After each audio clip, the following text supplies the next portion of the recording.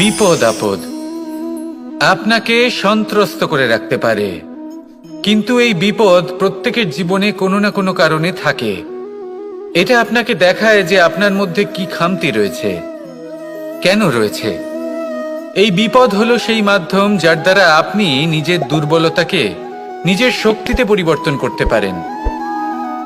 একটা ফুলের দিকে তাকান। একটা ফুল তার বুকে যখন একটা সূচ বিঁধে এপার ওপার হয়ে যায়, শুধু তখনই আমাদের প্রভুর জন্য ফুলের মালা তৈরি করা যায়। সেই জন্য কখনোই বিপদকে ভয় পাবেন না, তার থেকে দূরে পালাবেন না, একে স্বাগত জানান। বোঝার চেষ্টা করুন এই বিপদ কেন আছে। যদি বিপদকে বুঝতে পারেন তবেই জীবনকে বুঝতে পারবেন। যদি জীবনকে বুঝতে পারেন তবে এই বিপদকে সম্পদে পরিণত করতে পারবেন। আসুন আর আমার সাথে ভালোবেসে বলুন, রাধা রাধা।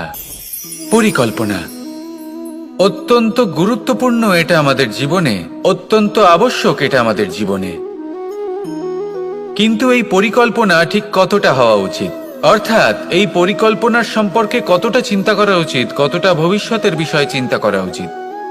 এবার দূরদর্শিতা অত্যন্ত বিশিষ্ট গুণ মানব জীবনে, কিন্তু দূরদর্শিতায় এতটাও মগ্ন হওয়া উচিত নয় যে কাছের জিনিসগুলোই নজরে না পড়ে। আজকের কথা বাদ দিয়ে শুধুই ভবিষ্যৎ নিয়ে চিন্তা করা অনুচিত। এবার দেখুন, পরিকল্পনা করুন কিন্তু তার থেকে বেশি উপভোগ করুন। এই মুহূর্ত সম্পর্কে অবগত নয়, কিন্তু ভবিষ্যতের কথা আমরা চিন্তা করতে থাকি। আমি এটা অনুভব করতে চাই, ওইটা অনুভব করতে চাই, ওই আনন্দ প্রাপ্ত করতে চাই। এটা অনুচিত। পরিকল্পনা করুন, সংযত করুন, কিন্তু আজকে, বর্তমানকে, এই মুহূর্তকে। জীবনের বাস্তবিক আনন্দ এটা, আর জীবনযাপনের সব থেকে শ্রেষ্ঠ পথও এটা। আসুন আমার সাথে ভালোবেসে বলুন, রাধা রাধা। মানুষ ছোট হোক বা বড়, রাজা হোক বা দরিদ্র, সমস্ত মানুষের মধ্যে একটা সামঞ্জস্য থাকে। সমস্ত মানুষের কাছে তার প্রশংসা অত্যন্ত গুরুত্বপূর্ণ। সে খুবই প্রসন্ন হয় যদি আপনি তার প্রশংসা করেন, কিন্তু আপনি যদি তাকে এটা বলেন যে এটা তোমার ভুল ছিল, তোমার কিছু খামতি ছিল, তখন সেটা সে মানতে রাজিই থাকে না। সব মানুষ এটা শুনতে পছন্দ করে যে সে যেটা করেছে সেটাই সর্বোত্তম। এবার আমি আপনাকে একটা কথা বলি, এ হলো নিন্দা, এ হলো প্রশংসা, আর এই হলো সত্য, যা সবার থেকে উচ্চস্থানীয়। সেই জন্য মানুষ আয়না দেখে। আয়না তাকে তার সৌন্দর্য দেখায় না, তাকে দেখায় যা সত্য, যাতে মানুষ আরো সুন্দর হওয়ার চেষ্টা করতে থাকে। তাই আয়না অত্যন্ত গুরুত্বপূর্ণ সত্যকে জানার জন্য। জীবনে নিন্দুকের মাহাত্ম্য প্রশংসকের মাহাত্ম্যের থেকে অনেক বেশি। কেন? কারণ তারা আপনাকে আপনার খামতি দেখায়, আপনার ভুলগুলো বুঝিয়ে দেয়, আপনাকে একটা সুযোগ দেয় নিজেকে শুধরে নিতে, নিজেকে আরো শ্রেষ্ঠ করে তুলতে, যা প্রশংসক করতে পারে না। তাই জীবনে যদি কখনো নিন্দা করা হয়, তাকে ভালোবেসে গ্রহণ করুন, ধন্যাত্মক রূপে গ্রহণ করুন। যদি নিজেকে কোনো শিক্ষা দেওয়া সম্ভব হয় তাহলে অবশ্যই দিন। দেখবেন মন প্রসন্ন হয়ে বলবে, রাধা রাধা। আকাঙ্ক্ষা কখন লোভে পরিণত হয়ে যায় তা কেউ বলতে পারে না। এবার তার পরিণাম কি হতে পারে তাও আমরা কেউ জানি না। আজ আমি আপনাকে বলছি, কোনো ব্যক্তি সব থেকে বেশি ক্ষতির সম্মুখীন তখনই হয় যখন সে এটা মনে করে যে সে সব থেকে বেশি সুরক্ষিত স্থানে রয়েছে। সে ভাবে যে সে সেখানে সুরক্ষিত রয়েছে। সে তখন অসাবধান হয়ে পড়ে, আর তখনই তাকে জীবনের সব থেকে বড় ক্ষতির সম্মুখীন হতে হয়। নিঃস্ব হয়ে যাওয়ার পরিস্থিতি কোনো মানুষের জীবনে তখনই আসে যখন তার কাছে প্রচুর সম্পত্তি থাকে এবং সে তার থেকেও অনেক বেশি সম্পত্তি অর্জন করতে চায়। সেই অনেক বেশি সম্পত্তি অর্জন করার চেষ্টায় সে এমন কিছু করে বসে যার ফলে তাকে সমস্ত সম্পত্তি হারাতে হতে পারে। একজন রচনাকার নিজেই নিজের প্রতিভা একদম শেষ করে দিতে পারে যখন সে অনেকগুলো কাজ নিজের কাঁধে নিয়ে নেয়। একটা গুরুত্বপূর্ণ কথা সবসময় মনে রাখবেন, আজ আপনি যেখানেই থাকুন না কেন, যেমনই যে কোনো স্থানেই থাকুন না কেন, এর পেছনে আপনার আকাঙ্ক্ষার একটা বিশাল ভূমিকা রয়েছে। কিন্তু মনে রাখবেন, আপনাকে শিখতে হবে যে কখন আর কিভাবে নিজের উচ্চাকাঙ্ক্ষাগুলিকে লাগাম পরাতে হবে, কারণ এটা অত্যন্ত আবশ্যক। তাই আসুন আর আমার সাথে ভালোবেসে বলুন, রাধা রাধা। মানুষ কতটা বিচিত্র হতে পারে, সব সময় স্বপ্ন দেখতে থাকে যে কাল আমি এটা করব, কাল আমি ওটা শুরু করব, কাল আমি ওটা সম্পন্ন করব। এই যে কাল শব্দটা, এই কাল অত্যন্ত বিচিত্র এক শব্দ। আমরা সবসময় এটাকে আসতে দেখতে পাই, কিন্তু এটা আসাতে বর্তমানে পরিণত হয়। আবার আজ নতুন কাল দেখতে পাই, তার জন্য অপেক্ষা করি, যখন সেটা সামনে আসে বর্তমানে পরিণত হয়। এই কাল সবসময় একটা মিথ্যে সান্ত্বনা দেয় যে সে আসছে, কিন্তু সে কখনোই আসে না। যেটা আপনার হাতে রয়েছে তা হলো আজ, বর্তমান। তাই যা করার আছে, যা সম্পন্ন করতে চান, যা শুরু করতে চান, আজ করুন, বর্তমানে করুন। কারণ আজ আপনি যা করবেন সেটাই আপনার ভবিষ্যৎ নির্ধারিত করবে। ভবিষ্যতের বিষয় ভাবতে থাকলে ভবিষ্যৎ সুন্দর হবে না।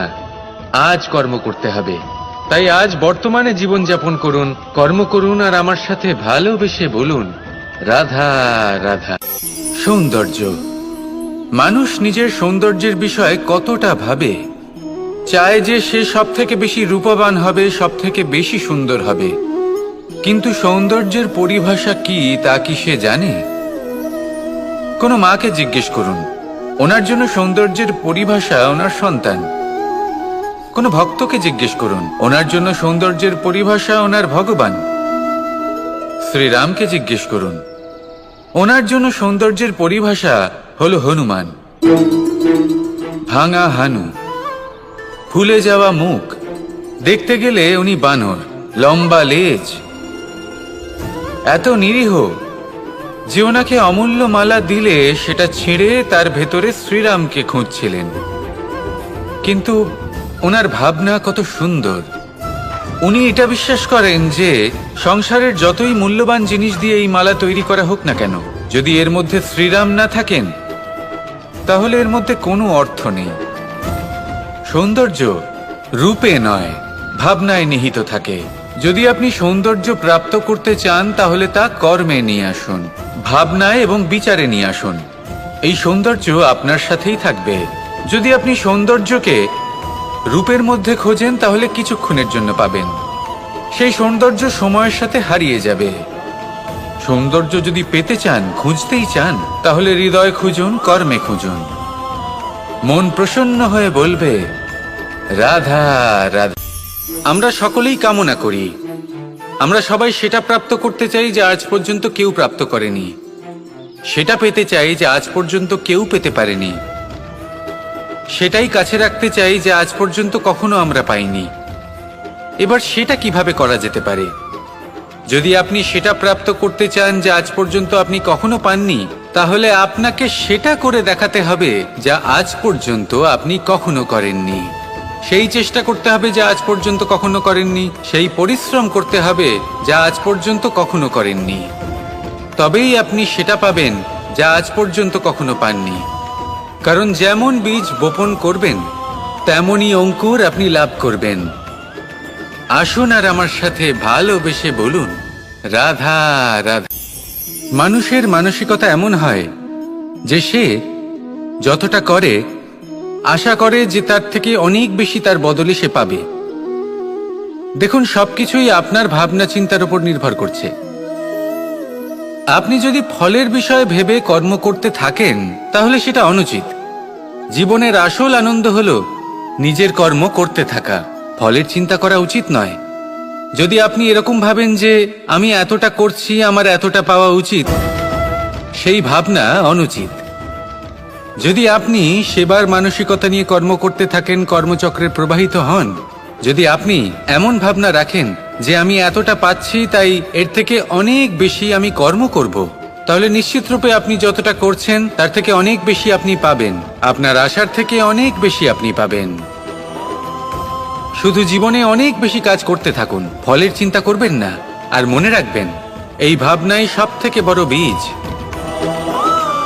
কর্মের উপর বিশ্বাস রাখুন। জীবনে যা যা আপনি চান সবই সুখময় হবে। আসুন আর আমার সাথে ভালোবেসে বলুন, রাধা রাধা। ধন মানুষের জীবনের সব থেকে বড় প্রয়োজনীয়তা, সেই অস্ত্র যার দ্বারা মানুষের জীবনের অনেক সংকট দূর করে দেওয়া যেতে পারে, সেই মাধ্যম যার দ্বারা সংসারের সমস্ত জাগতিক সুখ স্বাচ্ছন্দ্য লাভ করা যেতে পারে। কিন্তু ধনের দ্বারা আমরা সবকিছু লাভ করতে পারি না। জাগতিক স্বাচ্ছন্দ্য আমরা লাভ করতে পারি, কিন্তু সুখ লাভ করতে পারবো না। সুখের উপকরণ আমরা লাভ করতে পারি, কিন্তু সুখের অনুভূতি লাভ করতে পারবো না। আনন্দ, সন্তোষ, প্রসন্নতা এগুলো ধন দ্বারা লাভ করা যায় না। কিন্তু হ্যাঁ, আনন্দ, সন্তোষ আর প্রসন্নতার সাথে যদি কোনো কাজ করেন তাহলে অবশ্যই ধন লাভ করবেন। তাহলে আসুন আর এই প্রসন্নতার সাথে বলুন, রাধা রাধা। মানুষের জীবনে সবসময় কিছু না কিছু ঘটে চলেছে। কখনো ভালো কিছু ঘটে, আবার কখনো দুর্ঘটনা ঘটে। এবার যখনই কোনো দুর্ঘটনা ঘটে, মানুষ ঈশ্বরের কাছে প্রার্থনা করে যে, হে ঈশ্বর, আমাকে রক্ষা করুন, এই বিপদ থেকে আমাকে উদ্ধার করুন। বা সে সেই সমস্ত দোষ চাপিয়ে দেয় নিজের প্রারব্ধ, নিজের ভাগ্যের ওপর। কিন্তু যদি আপনি গভীরভাবে ভাবেন, তাহলে প্রত্যেক দুর্ঘটনা, বাধা এবং বিপদ আপনার জীবনে শুধু একটাই উদ্দেশ্য নিয়ে আসে, আপনাকে আরো যোগ্য করে তোলার জন্য। যদি আপনাদের একটা উদাহরণ দিই, বর্ষার ঋতুতে যখন প্রচন্ড মাত্রায় বৃষ্টি পড়ে, ছাদ থেকে জল পড়তে থাকে, তখন আপনি নিশ্চিত করে নেন, স্থির করে নেন যে এবার আমি এই ছাদকে নতুন করে বানিয়ে তুলব, আরো শক্তিশালী বানিয়ে তুলব, আরো দৃঢ় বানাবো। আপনার জীবনে যখন কোনো অসুখ করে, তারপর আপনি জীবনে আরো সাবধানী হয়ে যান, আরো সতর্ক হয়ে যান, স্থির করে নেন যে এটা যেন দ্বিতীয়বার না হয়। ঠিক কিনা? এই বিপদ, এই দুর্ঘটনা, এই সংকট, এগুলো জীবনে আসবে আপনাকে আরো শ্রেষ্ঠ করে তোলার জন্য। এবার এটা আপনার ওপর। আপনি একে ভাগ্যের পরিহাস বলে মনে করবেন, নাকি ঈশ্বরের সংকেত মনে করবেন, যিনি আপনাকে আরো শ্রেষ্ঠ করে তুলতে চান। সিদ্ধান্ত আপনারই। আসুন আর আমার সাথে ভালোবেসে বলুন, রাধা রাধা। সংসারে দুই ধরনের পথ হয়, উচিত পথ আর অনুচিত পথ। একটা শুভর দিকে নিয়ে যায় আর একটা অশুভর দিকে নিয়ে যায়। অনেক সময় অজ্ঞানতাবশত জীবনে আমরা সেই পথ নির্বাচন করে নিই যা আসলে অনুচিত। তারপর নিজেকে আশ্বস্তও করে ফেলি যে এই পথেই চলতে হবে, এখান থেকে ফেরার পথ নেই। কিন্তু যদি সত্যি বলি, তাহলে এটা শুধুই আপনার ভ্রম। আপনার মধ্যে শুধুমাত্র একটু দৃঢ়তার অভাব আছে, তা জাগ্রত করুন আর বাড়িয়ে তুলুন। আপনি দেখবেন এই সংসারে এমন কোনো পথ নেই যেখান থেকে ফিরে আসা সম্ভব নয়। এমন কোনো মানসিকতা নেই যা বদলানো সম্ভব নয়। যদি আজ এই মুহূর্তে আপনার মনে হয়ে থাকে যে আপনি কোনো অনুচিত পথে আছেন আর আপনি কোনো শুভ পথে যেতে চান, তাহলে ওখান থেকে ঘুরুন আর ফিরে আসুন, আবার সেই মোড়ে ফিরে আসুন আর সেই পথ নির্বাচন করুন যা আপনার জন্য শুভ। একটু সময় অবশ্যই লাগবে, কিন্তু নিশ্চিত রূপে আপনার উদ্দেশ্য এবং আপনার গন্তব্য এই দুই অনেক শ্রেষ্ঠ হয়ে উঠবে। তাহলে আসুন আর আমার সাথে ভালোবেসে বলুন, রাধা রাধা। কোনো গাছের গায়ে লেগে থাকা ফলকে দেখুন, সে কতটা সুখী অনুভব করে, কতটা সুরক্ষিত অনুভব করে। তার যে খাবারের প্রয়োজন পড়ে তা সে গাছের শিকড় থেকে পেয়ে যায়। গাছের শাখা, ডাল তাকে সাহায্য করে থাকে, পাতা তাকে আশ্রয় দেয়, ওকে ছায়া প্রদান করে। কিন্তু সেই ফল যদি ওখানেই থাকে, তাহলে কি হবে? উচিত হবে না। ওই ফলকে ছেড়ে পড়ে যেতে হবে, মাটিতে পড়তে হবে, সেটা ফেটে যেতে হবে, নিজের বীজকে মাটির নিচের অন্ধকারে পৌঁছে দিতে হবে। তারপর সে রূপ পাল্টাবে আর এক অঙ্কুরে রূপান্তরিত হবে। অঙ্কুর যা বৃক্ষে রূপান্তরিত হবে, বৃক্ষ, যা অনেক ফলকে জন্ম দেবে। সেইভাবেই আপনি জীবনে যদি মহান কিছু করতে চান, শ্রেষ্ঠ কোনো কাজ করতে চান, তাহলে আপনাকে সুরক্ষা ক্ষেত্র থেকে বেরিয়ে আসতেই হবে আর কর্ম করতে হবে। দেখুন, সোনাকেও কুন্দন হবার জন্য তপ্ত হতে হয়। আপনাকেও মহান হবার জন্য কর্ম তো করতেই হবে। তাই কর্ম করুন, মহান হয়ে উঠুন, আর আমার সাথে ভালোবেসে বলুন, রাধা রাধা। কখনো কোনো চাতক পাখিকে দেখেছেন? কথায় আছে যে বছরে মাত্র একবার সে তার তৃষ্ণা মিটিয়ে থাকে, আর তাও আকাশে ভেসে থাকা মেঘের দ্বারা ঘটানো বৃষ্টির জলের ফোঁটা থেকে। আর কোথাও থেকে সে তার তৃষ্ণা পূরণ করে না। সারা বছর সে নিদারুণ গরম সহ্য করে, তীব্র শীতও সহ্য করে, শুধু এই আশা নিয়ে যে বছরে একবার অন্তত সেই মেঘের ঘন ঘটা হবে, বৃষ্টি হবে, আর সে তার তৃষ্ণা নিবারণ করবে। এটা আসলে কি? এটা আসলে বিশ্বাস। সেই বিশ্বাস যে বছরে একবার সেই মেঘ আসবে তৃষ্ণা নিবারণ করতে। যেমন দেখুন, একটা সূর্যমুখী ফুল সারা রাত অন্ধকারের সাথে যুদ্ধ করে, কারণ তার বিশ্বাস যে ভোরবেলায় সূর্য তাকে অবশ্যই দর্শন দেবেন। সেটাও বিশ্বাস ছিল যার উপর ভরসা করে মনু একটা নৌকা নিয়ে বেরিয়ে পড়েছিলেন এবং সমস্ত সৃষ্টিকে প্রলয়ের হাত থেকে বাঁচিয়েছিলেন। সেটাও ছিল ভালোবাসার প্রতি বিশ্বাস, যার উপর ভরসা করে বানর এবং ভাল্লুক সেনা নিয়ে শ্রীরাম আক্রমণ করেছিলেন সমস্ত বরদানপ্রাপ্ত অসুরগণ এবং রাক্ষসগণের লঙ্কায় এবং জয় লাভ করেছিলেন। এই বিশ্বাসই হলো এই বিশ্বের আশা। বিশ্বাস রাখুন যে আপনি হলেন সর্বশ্রেষ্ঠ এবং শুধুই নিজের কর্ম করতে থাকুন। এই বিশ্বাসের আশাই আপনাকে প্রতি মুহূর্তে বল প্রদান করবে। এ হলো আমার বিশ্বাস। আসুন আর আমার সাথে ভালোবেসে বলুন, রাধা রাধা। ভোজন। এই সংসারে যেই হোক না কেন, কোনো মানুষ হোক, কোনো প্রাণী হোক, কোনো কীট হোক বা কোনো বনস্পতি হোক, প্রত্যেকের জন্য ভোজন অতি আবশ্যক। কারণ ভোজন থেকেই শক্তি পাওয়া যায়, আর সেই শক্তি দিয়েই সংসারের, আমাদের জীবনের সমস্ত কার্য করা যায়। এবার এমন এক ধরনের শক্তি হয় যা শীতের ঋতুতে সূর্য থেকে আমরা পেয়ে থাকি, আর আরেক ধরনের উত্তাপ হয় যা দিয়ে ভোজন রান্না করা হয়, সুস্বাদু নানান ধরনের ভোজন। এবার অত্যন্ত গুরুত্বপূর্ণ হলো যে ব্যক্তি সেই ভোজন বানাচ্ছেন তার মানসিক পরিস্থিতি এবং সেই ব্যক্তি যিনি ভোজন গ্রহণ করছেন তার মানসিক অবস্থা। যখনই আপনি ভোজন বানাচ্ছেন তখন ভালোবাসার সাথে কাজটা করুন, ধন্যাত্মক ভাব নিয়ে, সৎ ভাবনার সাথে। কারণ আপনার এই মানসিক স্থিতি শক্তির আকারে সেই খাদ্যের সাথে মিলে মিশে যায়। আর যখনই আপনি ভোজন গ্রহণ করছেন তখন সদ্ভাবনার সাথে, প্রসন্নতার সাথে গ্রহণ করুন, ধন্যাত্মক ভাব নিয়ে। যদি আপনি প্রসন্নতার সাথে রান্না করেন, প্রসন্নতার সাথে খাদ্য গ্রহণ করেন, তাহলে আপনি প্রসন্নই থাকবেন, আর মন সুপ্রসন্ন হয়েই বলবে, রাধা রাধা।